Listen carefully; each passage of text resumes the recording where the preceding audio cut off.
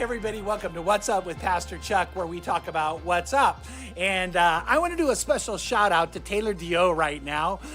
Taylor, I want to tell you, not only for me, but for Lauren, for Tracy, you're like one of our all-time favorite people, right? We all love Taylor. And Taylor, I love that you're on right now with us. And I love that you and your sister, your dad, we just love that all of us are church family together. But let me tell you this, we are dealing in this section of What's Up with Pastor Chuck is what is the most sought after advice in counseling? What are those things when I began to be trained in counseling that I went like aha moment? You know, have you ever had an aha moment? Like you're like, oh my goodness, like, and you realize like the light goes on and everything's amazing and good. And so I had a lot of those in training. As a matter of fact, I would tell you this, I don't know that I had one class that wasn't incredible and wasn't like my edge of your seat kind of a thing. And even the ones that I saw what I was having to study, I'm like, really? Like law and ethics and counseling. And that it was like, oh, amazing. Okay, I'm getting off. But now let's go back on. What are some of those things that are like you go, wow, that's life-changing. That's the game changer. That's the difference maker. And I talked to you, I think, about one of the most important ones last week is understanding what we call differentiation and applying that. By the way, let me tell all you guys something. I applied that yesterday in a meeting I was in. Right, Tracy? I had to apply it, and it worked. It worked. In my head, I saw the problem moving over here, and me and the person working on it together. And it was almost like everybody relaxed as we began to do that together. Then the next one comes.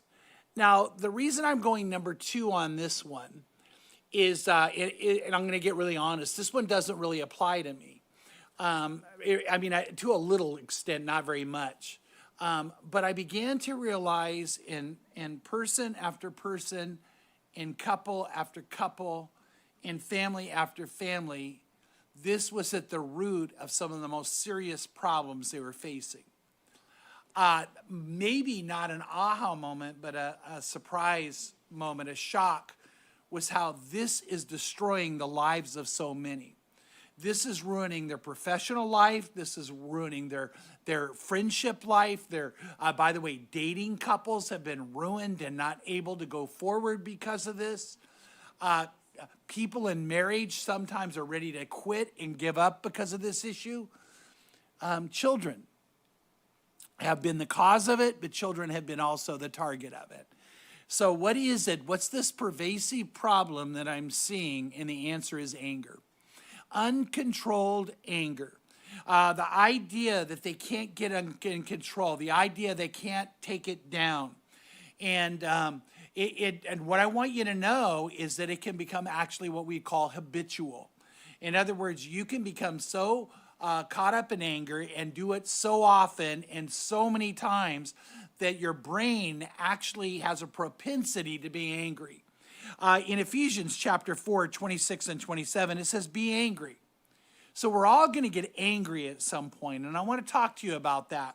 But it says, be angry and do not sin, and do not let the sun go down on your anger, and do not give the devil an opportunity. The devil would love to have an opportunity to make you angry. The devil would love to have what we call a stronghold in your life that keeps you from having the friendships you want to have, the relationships you want to have, the family you want to have, the marriage you want to have, the job you want to have. It can really take a toll on you, and the devil can get a hold of you with this one. And so what I want you to know is that we know neurologically a lot of what's going on when it comes to anger. I like to use this illustration because I think it's even kind of easy to understand. I'm looking at the screen. Okay, this is your brain, all right? So if you even are not driving, but if you're somewhere and you kind of put your hand like this is a lot of what your brain looks like, but mine's bigger than this. Probably yours too. But anyway, so your brain looks like this. In the frontal lobe of your brain is the left frontal lobe and the right frontal lobe. What happens is that's where you do all your thinking and processing. So I do believe, by the way, that left side of the brain is more logical, more prone to analysis. Right side is more creative, more able to have imagination going on. But no matter what you believe on that, and I think there's reasons to believe that, your brain processes thing in the prefrontal cortex of your brain or in these frontal lobes. And so that's where you do all your thinking and all your processing. So when you're in the midst of a problem and you are in a right head space, that's actually a good way to word it. Your head space, the right head space, then you're going to be able to look at the problem from the right directions, the right perspective, and be able to analyze and to decide what are the possibilities that are here. But if we were to peel your brain back, inside right here, there's a walnut-shaped area that we call the amygdala. And the amygdala right here doesn't think. The amygdala regulates things, but it doesn't do any actual thinking. So when you become frightened, your amygdala becomes active. And the amygdala begins to release neurochemicals in your body and in your brain that begin to take over. One of those is adrenaline. The other would be serotonin, and some other things like that just begin pulsating through your body. And so when the amygdala begins to release these, maybe because you're afraid, or maybe because now somebody got you angry, they showed disrespect to you, or they insulted you, or they threatened you, and rather than being afraid, you got mad, or you felt left out. By the way, sometimes when you feel left out or overlooked, you get angry, or they talk back to you. Then what happens? The amygdala goes, oh, something's wrong here, and begins to release these neurochemicals. Guess what happens? Then your prefrontal cortex doesn't act correctly, doesn't work correctly. It actually now is not able to process things correctly. So the amygdala, although it's small, is really, really powerful. And so one of my professors at CBU at Cal Baptist University used to say, never think with your amygdala. And it's a joke because you can't. And that's a psychology joke we all laugh at. And I know you're not laughing. But in the psychology area, we do. But you can't think with your amygdala, but what happens is your amygdala can affect your ability to think. So now you get mad. When you get angry, then what happens is not only are you processing incorrectly, you may start having these attitudes and actions and reactions where it gets rising and rising and rising inside you. So now your brain's processing, saying this and attacking with that and saying, I'm done with you, and becoming, aggressive or passive aggressive. And you begin to act in a very unhealthy way. And I know you've had this happen. We all have. The anger's taken over. You've begun to either say things you shouldn't say, do things you shouldn't do, act in a way you shouldn't act, and later on go, why did I do that? Why did I do that? And you know why is you were out of control. You weren't in the right headspace. The neurochemicals were having too much power in your body. Now, this is why I went into all this. Get ready. This is super important. The more you allow this to happen, the more it will become a neural pathway and a habit that you will be more prone to. So you'll be quicker to anger, quicker to rage. And that's why the Bible says you can get angry, but don't let the sun go down on it. You can get angry, but you take control of that quickly before it takes control of you.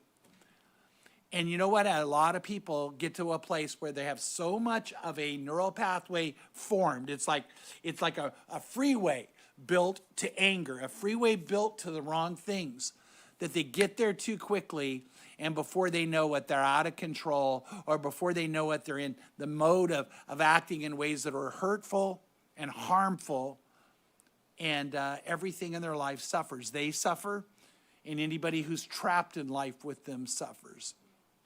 And the people trapped with you, if you're that way, want out. They want to hide. They want to escape. They want to get away from you. And you probably are destined to a very lonely, lonely life, even if they're still living in the same house with you. So what I want to tell you is there's ways to fix that. So this is where the counseling comes in and the most sought after things. So in James chapter 1, verses 19 and 20, it says this. It starts out with this you know.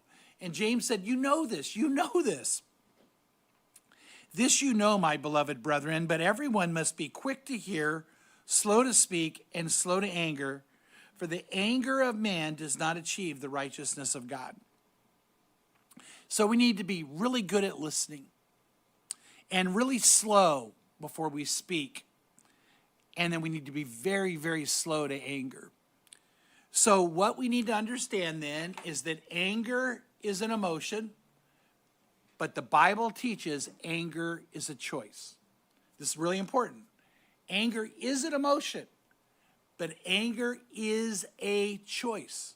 And God has given you, when you're in tune with Him, when you're filled with the Spirit, when you're in the right headspace, God has given you the ability to take away the anger, to calm the anger, to tone it down, to not let it rear up. And so what I would want to do is be aware of the anger, but then I would want to set the anger aside and process what it is I'm dealing with from a calm perspective, where I'm listening better, where I'm speaking less. By the way, when you start to get angry, good idea not to say a lot. Where I ask more questions and really try to understand. And I say, you know what, I'm not going to get angry. I'm not going to do that. And you could do that. And you can make that, by the way, the neurological habit you have. You can make it that the neural pathway your brain functions under. And you can become more prone to that than you can to anger. And so what I want to talk to you about is this. When you get angry, you have a choice. The first choice you have is you can try to repress it or use repression. By the way, that's a bad idea. So if I get really angry and I decide, oh, I'm just going to repress it, the problem is as you shove it down, it will begin to take a toll on other parts of your body. You're going to have heart issues. It'll actually physically affect your heart. It can physically affect your liver, physically affect your kidneys, and have a negative effect on your brain. So there's a lot of negative physical repercussions that come from repressing anger. There's also some mental health issues that come, and here's one. It can make you more likely to be depressed, and of course at some point it can make you more likely to just blow up and unleash. Because you know what, usually when you repress it long enough, at some point it all comes out. And so repression's a choice you can make, but not a good one. Another choice is expression. Now I'm going to express my anger. Now when it comes to expression, I can have three ways to express it. I can be aggressive, like I get really mad and I come up and I'm going to let you have it. By the way, for a lot of guys, I wonder if women do this. A lot of guys, when you get angry, you want to get mad and back people off. Like, I'm going to get so angry, you're going to back away. Do girls do that to each other? Oh, some do. Okay. Taylor doesn't. And I hope not. No one's saying anything. Taylor, okay. But you know what is I know that men in particular, I think that's what we're almost taught to do that. But here's what I want to go to is that, you know, you have a choice about expressing your anger. You can become very, very aggressive, which is not a good choice. You also can become passive. A lot of times, and here, what do I mean by that? Well, then just forget it. And someone's like, no, let's talk about it. No, forget it. You don't like me anyway. You don't want to be around me anyway. You don't want to, yeah, I'm out of here. I'm done. And you just become passive and don't deal with the situation. And by the way, that's not a healthy way to deal with it because you can never go to a better place. And then there's the one that a lot of people use, passive aggressive. Passive aggressive. You know, where you go just, oh, fine. Okay, we'll do it your way. And we're going to do it your way. You want to do it your way? We'll do it your way. That's passive. And I'm like, no, let's talk about it. No, we're just going to do it your way. That's passive aggressive. Okay, fine, I'll come along. I didn't want to go anyway. You might say, Chuck, you're pretty good at that. Actually, Tracy fed me those words. We were doing a sermon and she said, oh, you should do it. And I thought, oh, you know that pretty well, Tracy. Is that true or what? Yeah, true. So here's the thing is that none of those are healthy ways to deal with anger. So you could express it aggressively, passive aggressively, or being just passive. Then, not only repression, expression, another choice you have when you get angry is this, assertive. That's the good one. That what you do is you calm yourself. You can't be assertive in a healthy way and be aggressive. Assertive is very different than aggressive. And it's very different than passive. Assertive is where you are in calm, you're listening, you're understanding the situation, and you deal with the situation in very clear terms, in very clear ways, with the goal of offering the opportunity for things to be better between you and the person, or you and the situation, or them in life, and it's the way to go. Now, it needs to be driven biblically, and by the way, let me tell you this, I'm not going to get as in-depth as I want on this, because I have a whole thing on assertiveness training that I think we're going to do in here at one point, where I actually take you through an assertiveness training on how to be assertive in a biblical way and a very, very healthy way. But in Ephesians 4:15, it says this. It says, instead, we will speak the truth in love, growing in every way more and more like Christ, who is the head of his body, the church. By the way, when you study Scripture, Jesus actually was very assertive, but not out of control with rage. So where I want to get with this is that being assertive is I'm going to speak the truth to you in love. I'm going to practice what Proverbs 3:3 says, love and kindness. It says that do not let love and kindness leave you or forsake you. Bind them around your neck, write them on the tablet of your heart. When I was in a very, very stressful season, I on purpose read that verse at least 3 times a day. And before any meeting I thought I might have an issue with, or any encounter I thought was going to be, I read and said, Lord, let me be. Let me be truthful, and let me be kind, and let me be kind, and let me be truthful. Let it all be here. And I just want to be that way so that I could be assertive and not aggressive. So I could not be passive and have the person leave without healing taking place. So that I could, deal with the situation with the best possible opportunity for the best possible outcome. So assertive. There is another option we have biblically, and that's just to let it go. So one way to express anger is repression, expression, being assertive, or just letting it go. That's not repression. That's saying, I really am going to let it go. I'm really not going to hold on to this. You don't have to deal with everything. So, I might go, I'm not happy with what was said. I'm actually a little bit angry, but I'm not going to let the anger control me. I'm going to take and set it aside, and I think I'm going to let this one go. 1 Peter chapter 4, verse 8 says, above all, keep fervent in your love for one another, because love covers a multitude of sins. So above everything else, I'm just going to choose love and let go of some things, cover the multitude of sins.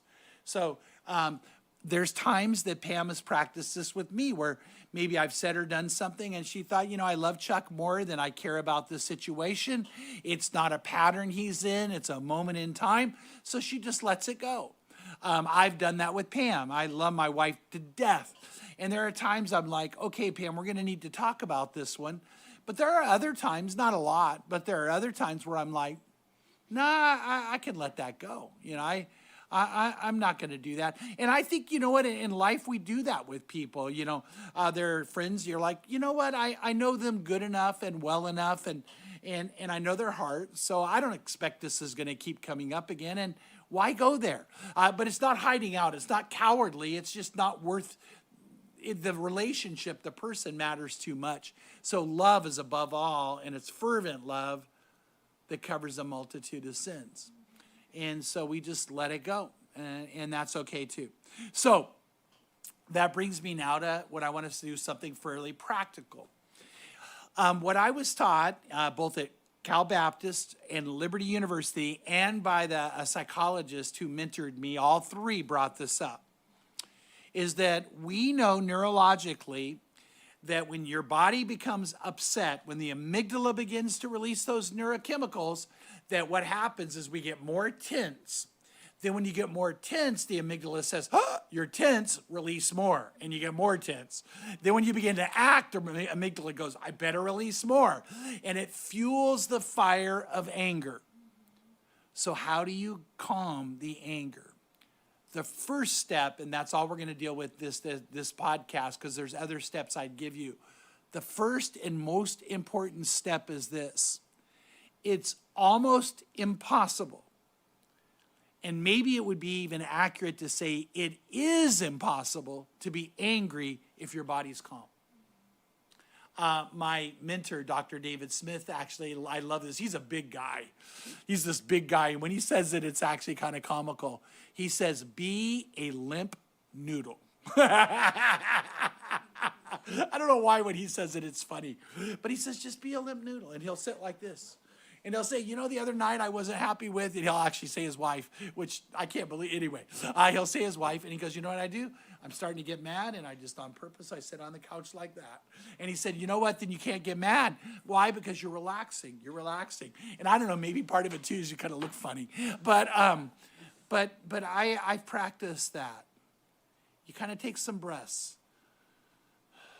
And you make sure there's no tension. And I always, in my case, I start with my jaw and then my neck area here. And I think, am I relaxed? And then I make sure my body's calmer, and I just relax. And then I don't hold on to it. And I realize that what happens is your amygdala, which can't think, your amygdala goes, hey, the body's relaxing. I need to turn it off. So here's what I'm telling you. It actually works. This works. Your amygdala begins to shut down. The neurochemicals begin to dissipate. And if you can do this in a calmer way, your body feels good, so your brain now begins to release positive neurochemicals like dopamine and vasopressin and oxytocin, which I just think those are such cool sounding neurochemicals. And you know what? They're all natural from God, but we need a little more vasopressin, oxytocin, and dopamine in our life. And your body actually feels good, so it begins to release things that are more peaceful, more joyous, more calm. By the way, the Bible says the joy of the Lord is your strength. It's a way to get in touch with the joy of God. But step one is calm down. Step one is take some breaths. Step one is relax your body. So you're driving in your car and you're all upset. Go, wait a minute. I'm going to relax. And you relax as you drive. And all you Tesla owners can hit auto. But anyway, you just kind of relax and let go. Maybe you're in a situation and you're thinking, I can't believe they said that. But then just take some breaths and just relax. And you know what, there's some other things I could teach you that would help you as step 2 and 3, but it always starts here. It always starts with let go and let God. Let go and just take breaths. Let go and make sure you're calm and eased. And I do think I would be more leaning towards it's impossible than to go into a rage at that point, because your body doesn't have any way to get there. And that means your brain's not going to get you there. And it means that now this prefrontal cortex is going to start functioning a little better. I don't know if you would agree with this, but I can tell you for me it's true. I've found when I'm mad and I'm upset that I lose perspective. Words that were said can go to a place they were never meant to go in my mind. And I just begin to build on those. As a matter of fact, I may be reporting too much about myself, but I could start playing those words over and over again. I could start wondering what the motive was behind it. And God just says, Chuck, don't do that. Just let go and relax and don't be that way. So what is some of the most sought after advice in counseling? Don't let anger ruin your life. Don't let anger control you. Practice Ephesians 4, be angry and do not sin. And do not let the sun go down on your anger. And do not give the devil an opportunity. For you guys who are single out there, don't give the devil an opportunity to have you be the kind of person someone shouldn't be with or no one would want to be with. For you who are single and maybe dating, don't let this wreck a relationship that has so much probability to maybe go somewhere. For all of us with friends, both single and engaged and married, friendship matters, and don't be someone who lets anger ruin friendship. And for you guys who are married, you know what? Learn to practice being calm together. Learn to practice to being slow to speak, slow to anger, and to hear more. listen better. And for kids, by the way, I would say to a parent, teach your children what I just was trying to teach you. Even at a young age, you can teach a child to breathe. You can teach a child to relax, teach a child to calm themselves. And I've had some children who were out of control. And by that, I mean that they would tell me, hey, I just get so mad. I don't know how to handle it. You could teach that to a child so they can actually begin to manage it. And so you could practice what is called anger management. And I think even better, Holy Spirit management. You could have that happen. So anyway, that is my point number 2, differentiation, controlling your anger. And now we're going to go in the coming weeks into some other aha moments in counseling that I think just could be game changers for you. And they become very practical in your life. So I can't wait to get with you next week. I'm not going to tell you what next week is, but I'm really excited about it.